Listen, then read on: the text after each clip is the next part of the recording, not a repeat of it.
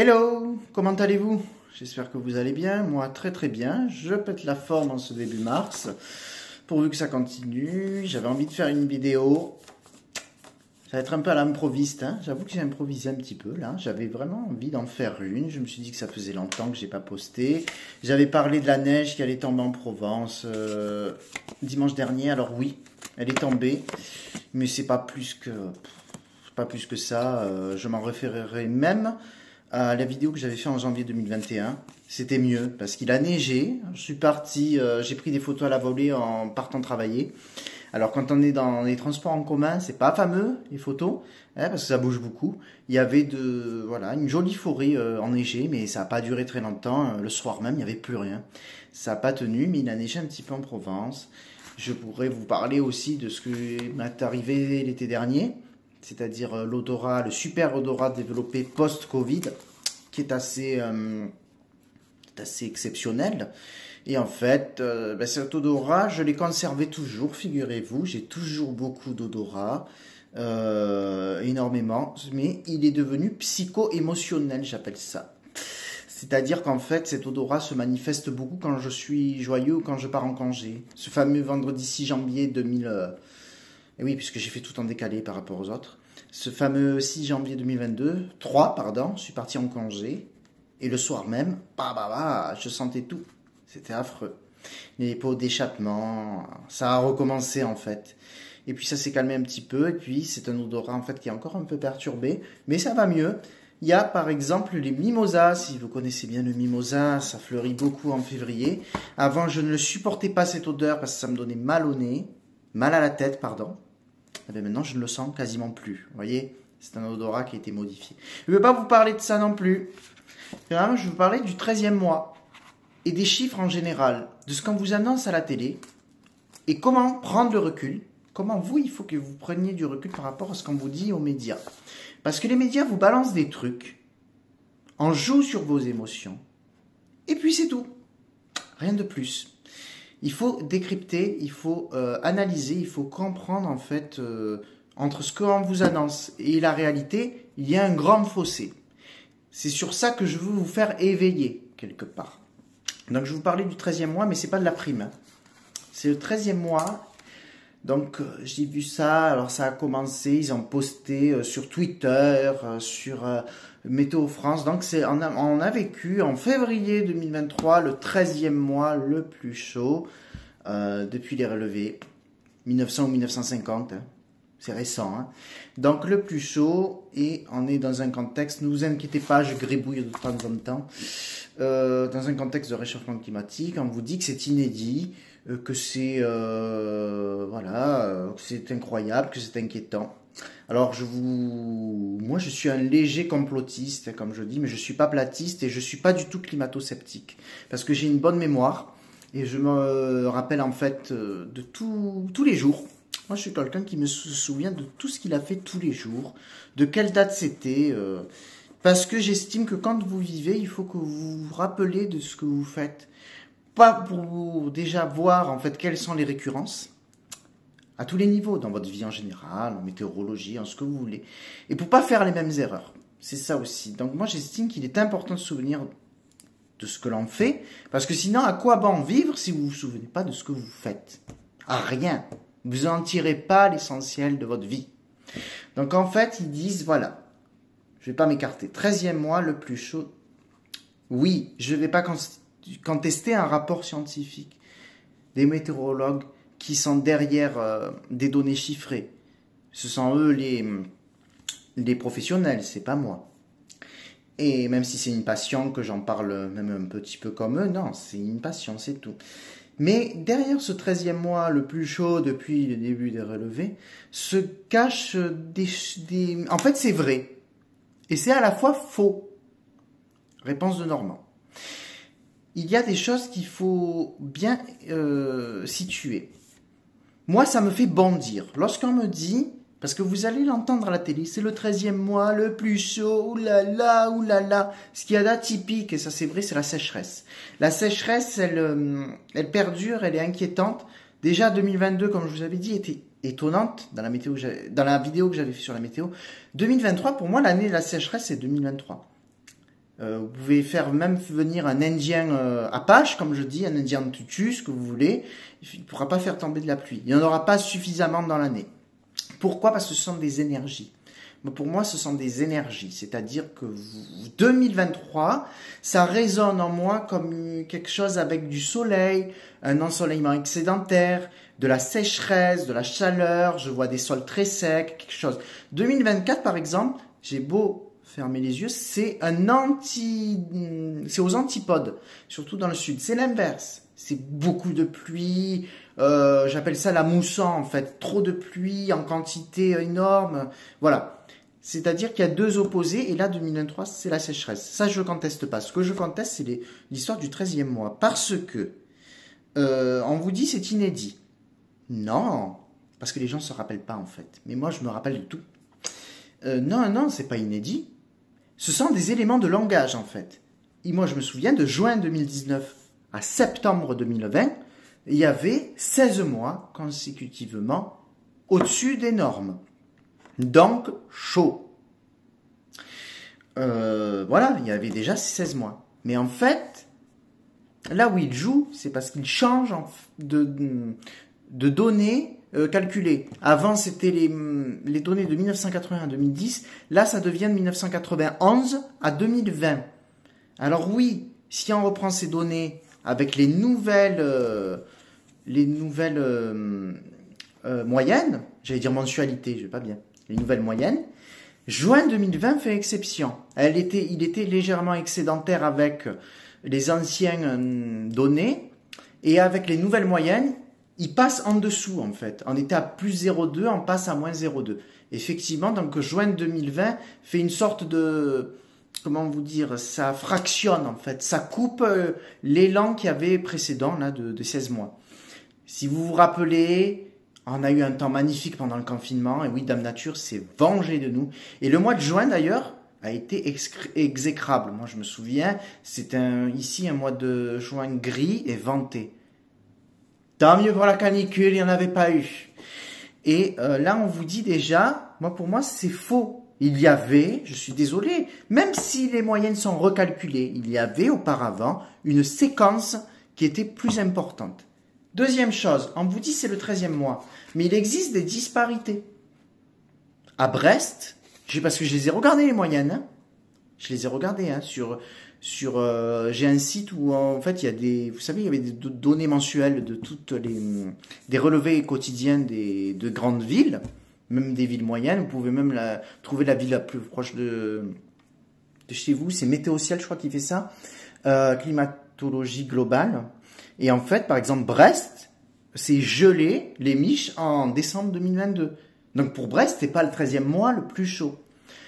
Tout le sud-ouest, y compris alors Biarritz surtout, ils se sont gelés en février 2023. Tout le sud-ouest ne va pas connaître d'excédent, ils vont connaître vraiment un déficit thermique.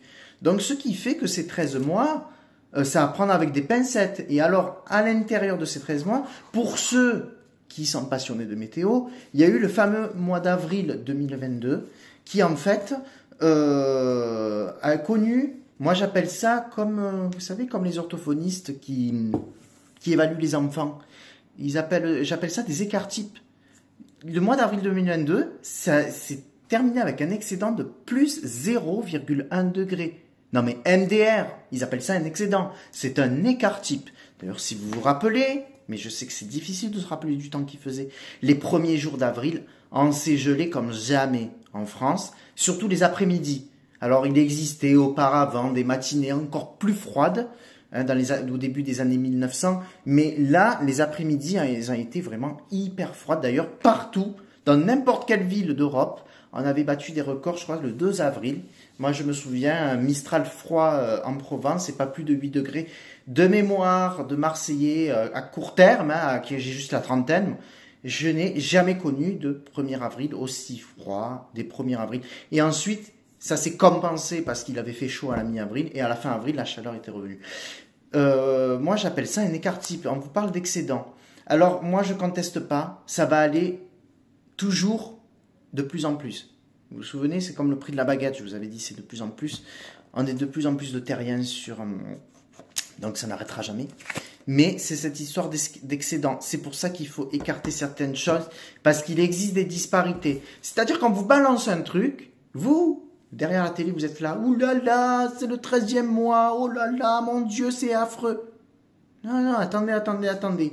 Moi, ce que je vous dis, il existe des disparités, sans que je conteste le fait de réchauffement global inquiétant, de sécheresse inquiétante.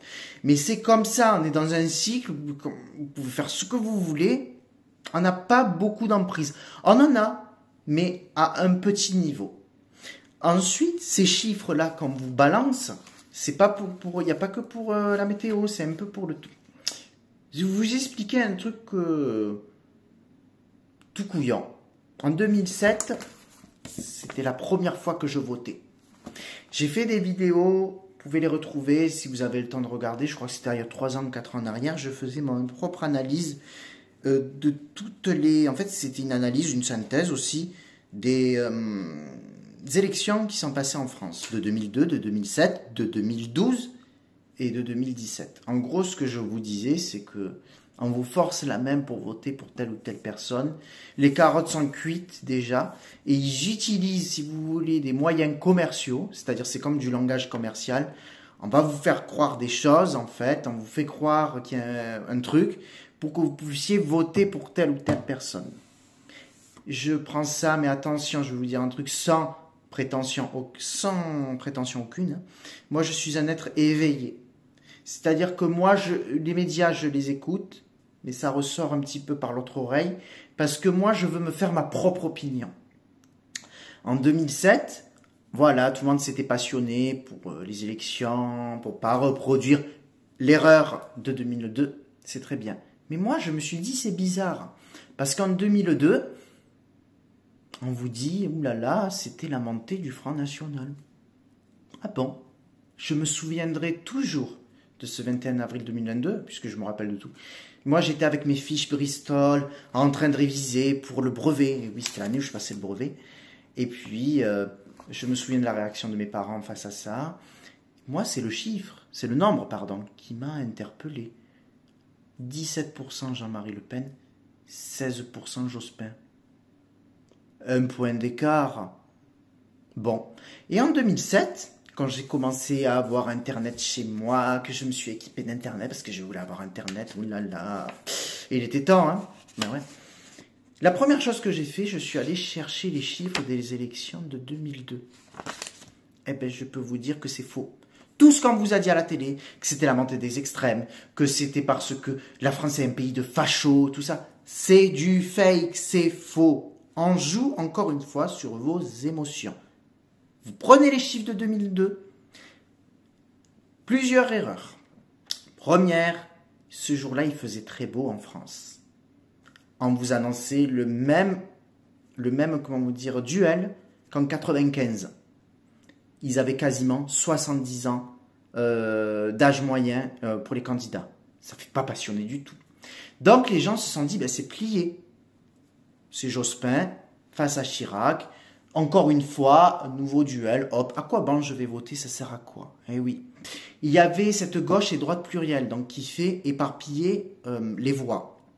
Mais surtout, entre Monsieur Le Pen et Jospin, il y avait 180 000 votes d'écart.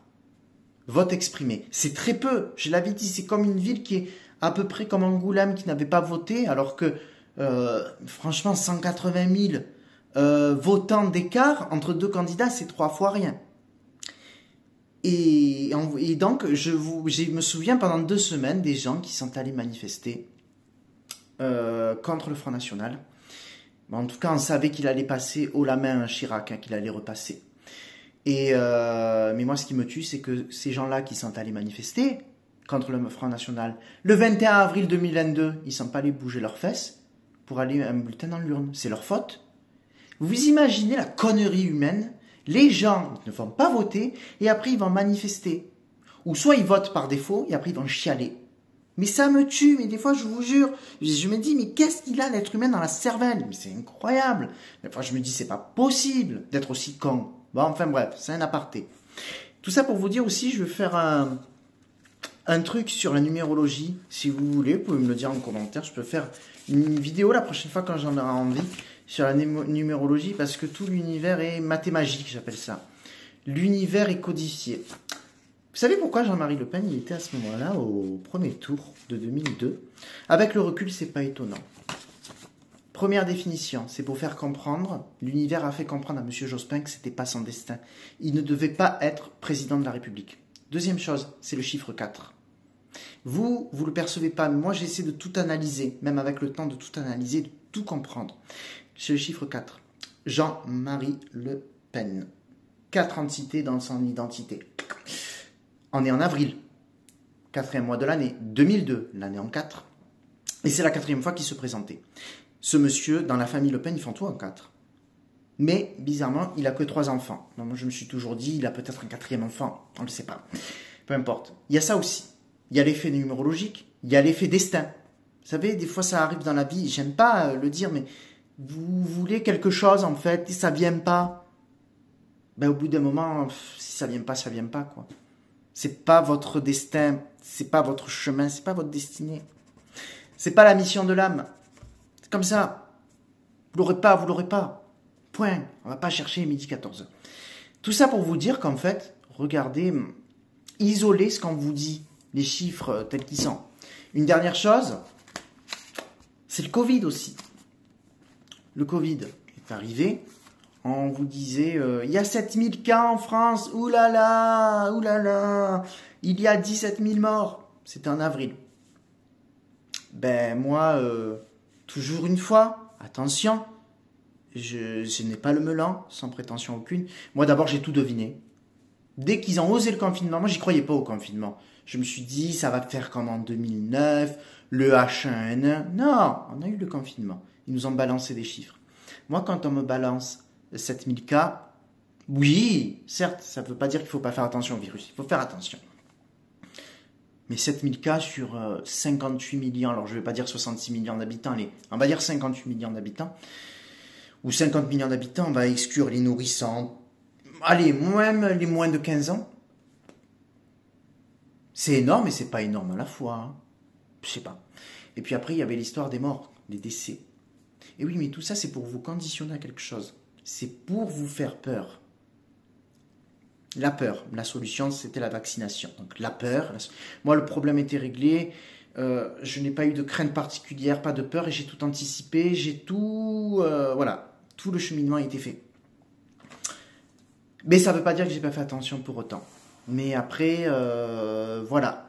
Moi, j'ai retrouvé des réponses. Je ne serai pas bouddhiste pour 3 francs parce qu'il y a beaucoup de misère sur Terre. Mais c'est bizarrement, dans le bouddhisme, j'ai pu trouver certaines réponses à, comment vous dire, à ce truc bizarre qui fait que j'ai pas eu la crainte et que j'anticipe. C'est-à-dire, d'une manière générale, j'anticipe tout. Et que je cherche toujours à analyser les choses, à les comprendre, en fait. Et donc, le Covid, on vous balance des chiffres. Moi, je veux bien qu'on vous balance des chiffres. Mais 7000 cas au début, c'est pas non plus énorme. 17 000 décès, c'est pas énorme en France. Moi, ce que je voulais, c'est que quand vous avez cette charmante Anne-Claire Coudray, que vous trouvez tous jolie, vous savez qui est? Celle qui officie sur TF1 le 20h, du vendredi au dimanche, qui est toute pimpante, toute jolie, la quarantaine, tout très bien, et qui vous dit, qu'ils annoncent presque avec le sourire, mais en essayant de ne pas sourire, qu'on est confiné un mercredi 18 mars 2020, il fait beau dehors, et comment vous faites? Vous êtes enfermés comme des rats, et puis voilà, et puis qu'après, qu'elle vous bourre le crâne ensuite par rapport à vous annoncer tous les soirs le nombre de décès, je trouve ça glauque, hein, mais bon, le nombre de décès et tout ça, oui, certes, mais moi je voudrais avoir le nombre de décès des autres pathologies. Comme il y a de personnes, par exemple, qui sont décédées du tabac, tout ce que vous voulez, vous voyez? Donc il y a toujours un moyen de vous déstabiliser. Gardez, soyez maître de vous-même. C'est ça que je veux dire. Les chiffres, on vous dit tout et n'importe quoi, mais essayez d'analyser par vous-même. Essayez d'avoir l'esprit critique, vous. Essayez de garder un certain cadre. Savoir raison garder, c'est ça que je veux dire. Une dernière chose, réchauffement climatique, ok, oblige. Il y a eu cette histoire, bon, on nous a pas trop embêté avec l'électricité. Eh oui, parce qu'en ce moment, il y a la réforme des retraites. Voilà.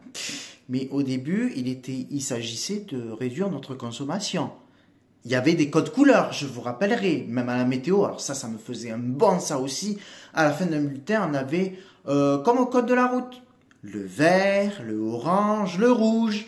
Le rouge, oulala, on va vous couper l'électricité ou il y aura des opérations de délestage à défaut sur lesquelles vous ne verrez rien. Vous n'en apercevrez pas. Bizarrement, avec la retraite, tout a disparu. Mais on vous a félicité d'un truc. Si. En novembre 2022, on vous a dit que vous étiez des bons élèves. Vous avez réduit votre consommation électrique de moins 10% par rapport à décembre 2021. Bravo le veau. Oui, très bien. Ne vous inquiétez pas, je carbure qu'à l'eau et au coca. Mais il y a une chose. Et moi, j'ai un collègue de travail que j'adore beaucoup. Mais vous savez, quand vous lisez Le Monde et que vous écoutez BFM TV, il me dit « Ah, on a réduit notre consommation de 10%. » Et moi, je lui réponds « Ben oui, parce que novembre 2022 a été beaucoup plus doux que novembre 2021, qui a été froid et humide. C'était un froid humide. Donc, on avait allumé plus souvent le chauffage. » Voilà, tout simplement. C'était la simple raison. C'est pas une histoire que les Français sont de bons élèves. C'est un événement lié à un événement météorologique. Point final. Donc c'est pour ça, cette vidéo, juste pour vous dire que savoir raison garder, restez optimiste malgré tout. Faites des exercices de respiration, de relaxation. Il n'y a pas de souci pour ça. Vous pouvez en faire. Moi, j'ai vu que, par exemple, Jérôme Voyance, c'est Jérôme Mera. J'espère que je ne peux pas tromper le prénom, hein, parce qu'en ce moment, j'ai vu qu'il proposait des fois des exercices de relaxation. Je trouve ça bien. Ça permet de se détendre. Et puis surtout, prenez recul. Vous avez vu c'était juste pour vous démontrer que l'histoire du 13e mois le plus chaud, eh ben, il inclut des faussetés. Il est vrai, mais il y a des faussetés. L'histoire de Le Pen en 2002, que c'était faux. Lui, il avait proportionnellement le même nombre d'électeurs entre 95 et 2002. Et pareil avec l'histoire du Covid, on vous balance des chiffres, tout ça. Il y a même je vous assure, vous avez un site qui existe sur Internet. Forcément, c'est la même personne qui le fait. Hein. Vous avez Track My Watt. Je vais traquer ton watt. Est-ce qu'on a consommé ou pas? Vous avez consommation. C'est le même qui a créé Covid Tracker. Et oui. Et vous avez le nombre de vaccinés quotidiens. Vous savez que je le regarde de temps en temps, le nombre de vaccinés Covid. On ne vous le fait pas pour la grippe saisonnière. Hein, je me demande bien pourquoi. Et à un moment donné, vous savez, ça a augmenté en fonction de la campagne de vaccination. Et oui, il y a eu, selon ce site, 54 millions, plus de 54 millions de vaccinés du Covid. Sauf qu'en réalité, quand il y a eu cette campagne à l'été 2021, on vous a dit vaut mieux que vous soyez vaccinés pour aller au resto, au cinéma, je me suis toujours demandé, mais quand les gens étaient de passage, les touristes qui étaient de passage, qui avaient envie de se faire vacciner, est-ce qu'ils ont été comptés dans ce truc-là? Et puis ensuite, il y a des gens qui sont décédés, alors pas du Covid ni du vaccin, mais qui sont décédés de manière naturelle, et qui sont toujours comptés dans cette comptabilité. Ben oui, Jean-Pierre Pernaut, il est parti avec ses 2 doses, et il comptait quand même là-dedans. C'est-à-dire, c'est un site qui cumule le nombre de vaccinés depuis le début de la campagne, février 2021, décembre 2020, je sais plus quand. Et en fait, ben oui, mais et après on vous dit, dans les éléments de langage, les Français se sont vaccinés à 80% de première dose. Et puis, oui, 80% de première dose, de 54 millions. Sauf qu'il y a des gens entre-temps qui sont décédés et ils n'ont pas été soustraits. Il y a peut-être des étrangers qui sont comptés dedans. Ben ouais, mais les étrangers, normalement, c'est les pays respectifs, où ils ont la nationalité respective, qui doivent se les garder. Mais bon, c'est comme le nombre de décès sur la route. Le nombre de décès sur la route, figurez-vous que les étrangers, j'ai appris un truc, que les étrangers, en fait, en France, sont comptés, parce qu'ils sont décédés en France. Un Anglais, un English, qui décède en France, de la route, Il a confondu sa droite et sa gauche, j'en sais rien moi. Hop, eh ben, il est compté quand même. Donc c'est pour ça que je vous dis, les chiffres, on leur fait dire tout et n'importe quoi. Et pourtant, j'adore les chiffres. J'en ai partout. Moi, j'ai des éléments beaucoup chiffrés. Je travaille d'ailleurs au quotidien avec des chiffres. Et c'est pour ça que pourquoi pas, la prochaine fois, je vous ferai, si j'en sens l'énergie, une vidéo sur la numérologie. Mais sachez une chose, ça m'a fait plaisir de partager avec vous. Ce sont des éléments, comment vous dire, c'est pour vous dire, dans la vie, il y a des éléments de langage, à vous de prendre le recul. C'est juste des éléments de réflexion, je vous dirais. D'ailleurs, une dernière chose, c'est que moi, je me fiche royalement de... moi, je l'ai toujours dit, on est dans des états d'âme différents, à des niveaux d'âme et de conscience différents. Vous pouvez être sceptique ou pas du tout sceptique, détester Marine Le Pen, l'adorer, adorer Macron. Je m'en fiche royalement. Hein. Ça, moi, je fustige pas les gens en fonction de leur nature, de leur manière de penser. Vous voyez ce que je veux dire? Donc, faites ce que vous voulez. J'espère que vous avez apprécié cette vidéo. Je vous dis juste à très très bientôt. Et puis je vous fais de gros bisous. Et prenez surtout soin de vous.